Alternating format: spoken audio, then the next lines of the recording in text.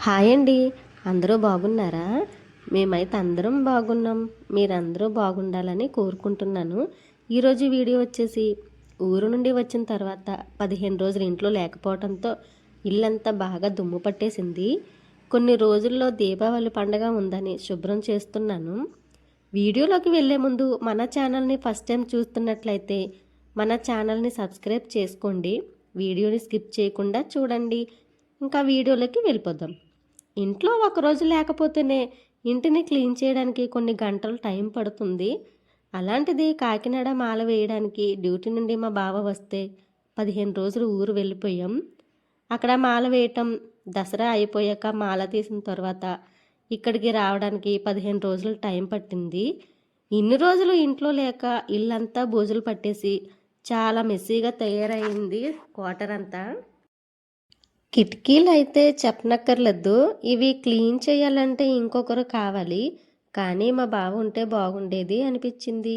హైదరాబాద్ వచ్చాక 1 వీక్ ఉండి వెళ్ళిపోయారు డ్యూటీకి. నేను ఒక్కదాన్నే క్వార్టర్ క్లీన్ చేస్తున్నాను. కిటికీలో అయితే పిచ్చుకలు గూళ్ళు పెట్టి చాలా చిరాకుగా చేసేసేయండి. వాటిలో పిల్లలు ఉన్నాయో లేదో చూసి గోళ్లను తీసేసి అక్కడ ముందుగా శుభ్రం చేసి బూజుల స్టిక్తో దులిపేశాను. తర్వాత కిటికీ మెసలను చీపురుతో క్లీన్ చేసేసాను. పైన అందటం లేదు. చైర్ వేసుకొని దులుపుదామంటే బ్యాలెన్స్ చేయలేక ఎక్కడ కిందన పడతానో అని భయం నాకు. ఒకవేళ పడితే ఎవరు లేరు కదా హెల్ప్ చేయటానికి. నా చేతిలో ఉన్న బూజుల స్టిక్ సరిగ్గా పనిచేయక చాలా తలనొప్పి అయిపోయిందండి నాకు ఆ రోజు. కబోర్డు కూడా క్లీన్ చేసి పేపర్స్ మార్చాలి అనుకున్నా. ఇక్కడ ఎన్ని రోజుల నుండి తిరిగినా అస్సలు పేపర్సే దొరకలేదు. లక్కీగా మా ఫ్రెండ్ అయితే ఇచ్చింది. హాల్ అంతా క్లీన్ చేసేసాను. కబోర్డ్లో కూడా పేపర్స్ వేసి కబోర్డు చక్కగా నీట్గా సర్ది పెట్టుకున్న తర్వాత మాపు పెట్టేశాను. పిల్లలు స్కూల్ నుండి వచ్చేసరికి ఇక్కడే ఆడుకుంటారు కాబట్టి పిల్లలు ఉన్న చోట ఎంత నీట్గా ఉంటే అంత మంచిదండి. ధూళి ఉంటే మళ్ళీ అలర్జీలు వస్తాయని మాపు పెట్టేటప్పుడు నిమ్మకాయ, హారతి కర్పూరం వేసి ఎప్పుడూ మాపైతే పెడుతుంటాను. ఒక్క హాల్ క్లీన్ చేసి మొత్తం హాల్ అంతా సర్దడానికి 3 గంటలు టైం పట్టింది నాకు. మాపు పెట్టాక ఆరిపోయిన తర్వాత పరుపు హాల్లో వేసి బ్లాంకెట్ వేశాను. మొత్తం సర్దిన తర్వాత హాల్ అయితే ఇలా ఉంది. బాగా సర్దుకున్నానా చెప్పండి. నెక్స్ట్ వంటగది క్లీన్ చేయాలనుకుంటున్నాను. వారానికి ఒకసారి చేసిన మళ్ళీ మామూలుగా అయిపోతుంది. పెద్ద డబ్బాలలో ఫుల్గా నింపుకొని ఉంచుకుంటాను. కావలసినప్పుడు చిన్న చిన్న డబ్బాలలో వేసుకొని సరుకులను అయితే వాడుకుంటాను. ఇలా అయితే ఎలా పడితే అలా పెద్ద డబ్బాలలో సరుకులను చేతితో తీయవలసిన పని ఉండదు. మంత్లీ ప్రాబ్లం అయ్యాక ఖాళీ అయిన డబ్బాలను ఎప్పటికప్పుడు అయితే శుభ్రం చేసినా సరే పండగల టైంలో మళ్ళీ ఒకసారి క్లీన్ చేసుకోవాలి. ఊరి నుండి వచ్చాక వంటగదిని సరిగ్గా అయితే క్లీన్ చేయలేదు. ఇప్పుడు సర్దుకుంటాను. ఏదో నాకు వచ్చినట్లు నాకు సామాను అనుగుణంగా ఉండేలా ఆర్గనైజ్ అయితే చేసుకుంటాం.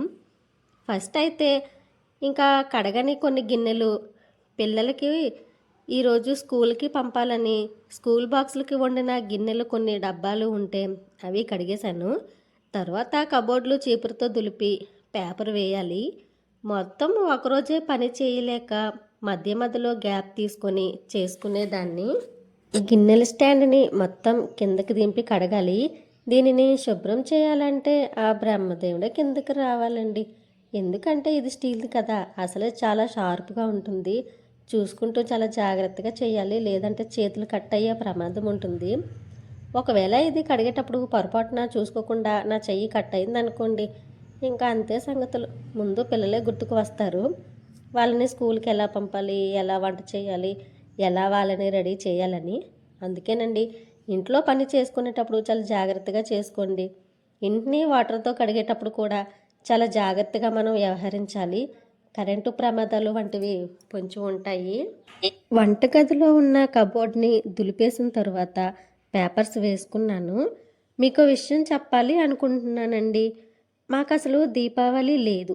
మేము ఇక్కడికి వచ్చిన కొత్తలో ఇలా దీపావళి క్లీనింగ్ అయితే ఎప్పుడూ చేయలేదు. నెక్స్ట్ ఇయర్ దీపావళికి నాకు డెలివరీ అయ్యి రెండవ పాపగా ఆద్య తల్లి వచ్చాక దీపావళి రోజున లాస తల్లి ఒకటే ఏడుపండి. మా క్వార్టర్స్లో మా ఎదురుగా ఒక వదిన ఉండేది. వాళ్ళు బయట ముగ్గులు వేసి పూలతో డెకరేషన్ చేయటం లాస్య చూసింది. మనము అలా చేసుకుందామని బాగా ఏడ్చింది.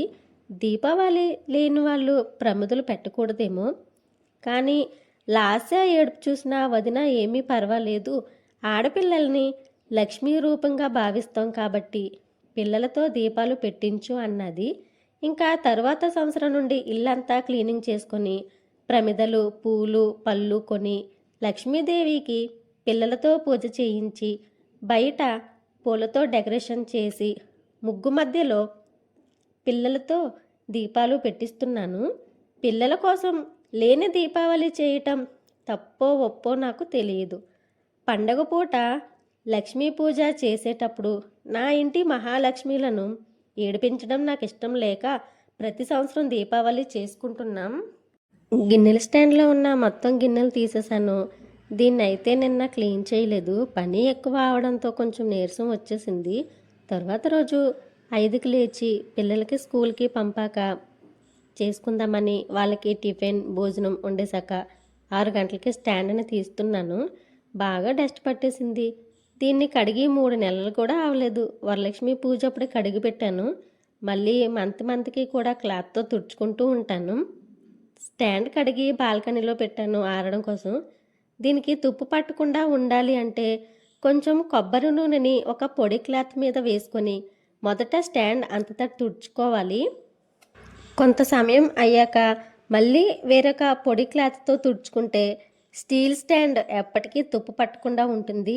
మీకోసం ఇంకో టిప్, ఇంట్లో ఎక్కువ చీమలు బొద్దింకలు రాకుండా ఉండాలి అంటే మనం ఫేస్కి రాసుకునే పౌడర్ ఉంటుంది కదా, దానిని కొంచెం తీసుకొని దానిలో 4 కానీ 5 కానీ లవంగాలు పొడి చేసి పౌడర్లో కలిపి మనం కబోర్డ్లో కానీ చీమలు పట్టే ప్రదేశాలలో ఎక్కడ ఉంటాయో అక్కడ జల్లినట్లు అయితే చీమలు బొద్దింకలు రాకుండా ఉంటాయి. టిప్ నచ్చితే మీరు ట్రై చేయండి. వంటగదిలో కిటికీలు జాలీలు బాగా దుమ్ము పడితే ముందు చీపురుతో దులిపి జాలీలు నీళ్ళతో సబ్బు పెట్టి వాడని బట్టల బ్రష్తో రుద్ది కడిగేశాను. ఆ వీడియో తీయడానికి అవ్వలేదండి, అందుకే తీయలేదు. మేము ఎంత క్వార్టర్స్లో ఉన్న సొంత ఇంటిని ఎంత శుభ్రంగా నీట్గా ఉంచుకుంటామో అలాగే క్వార్టర్స్ని ఉంచుకుంటాం. ఎంత శుభ్రంగా ఉంచుకుంటే అంత మంచిదండి. మా తర్వాత వచ్చే వాళ్ళు మమ్మల్ని మెచ్చుకోవాలి కానీ తిట్టుకోకూడదు. అందుకే మా సొంత ఇంటిని ప్రతి నెల ప్రతి పండక్కి ఎలా క్లీన్ చేస్తూ ఉంటామో క్వార్టర్స్ని కూడా అలాగే క్లీన్ చేసుకుంటూ ఉంటాను. కబోర్డ్ సర్దేశాను. గిన్నెల స్టాండ్ అని గోడకి ఫిక్స్ చేసేసి ఎక్కడ పెట్టాల్సిన గిన్నెలు అక్కడ నీట్గా తుడుచుకుంటూ సర్దుకుంటున్నాను. మొన్న మా బావ ఉన్నప్పుడు కొన్ని సరుకులు తెచ్చుకున్నామండి. ఎండలో ఎండబెట్టి డబ్బాల్లో వేసుకుందామని ఎండలో పెట్టాను. ఎండలో పెట్టుకొని స్టోర్ చేసుకుంటే ఎక్కువ రోజులు పురుగు పట్టకుండా పాడవకుండా ఉంటాయి. నెక్స్ట్ రూమ్ కూడా క్లీన్ చేసి పేపర్స్ వేసి పూజ కూడా చేసేసుకున్నాను. ఇంకా ఫైనల్గా ఇల్లు మొత్తం క్లీన్ చేసేసాను. నేను ఇల్లు అదేనండి మేమున్న క్వార్టర్స్ ఎలా సర్దుకున్నానో చూసారు కదా. మంచిగా సర్దుకున్నానో లేదో కామెంట్ చేయండి ప్లీజ్. ఈ వీడియోలో మాకు దీపావళి లేకపోయినా దీపావళి చేసుకోవడానికి ముందు రోజు హౌస్ క్లీనింగ్ ఒంటరిగా ఎలా చేసుకున్నానో వంటగదిని ఎలా సర్దుకున్నానో చూశారు కదా. మరి వీడియో నచ్చితే మన ఛానల్ని సబ్స్క్రైబ్ చేసుకోండి, షేర్ చేయండి, లైక్ చేయండి. Thank you for watching friends. Bye bye. Next వీడియోలో మేము దీపావళి ఎలా సెలబ్రేట్ చేసుకున్నామో ఏంటి స్పెషల్స్ చేశానో తెలుసుకుందాం. ఆ వీడియో కూడా త్వరలో అప్లోడ్ చేస్తాను. Bye bye friends.